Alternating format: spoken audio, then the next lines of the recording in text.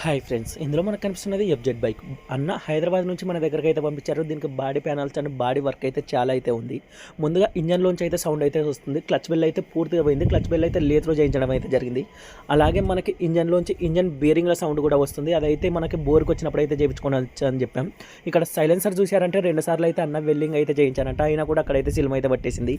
FZ yes bike అయితే మనం సెకండ్లో అయితే తీసుకుని వచ్చాం. 1000 రూపాయలు అయితే తీసుకున్నారు మనకు. అలాగే బైక్ అయితే ఇది కింద పడింది. మనకి టీ రాడ్ కానీ హ్యాండిల్ కానీ అన్నీ అయితే బెండ్ అయి ఉన్నాయి. మనం టీ రాడ్ అయితే బెండ్ తీపించడం అయితే జరుగుతుంది. కోన్ సెట్లు కూడా వేయాలి.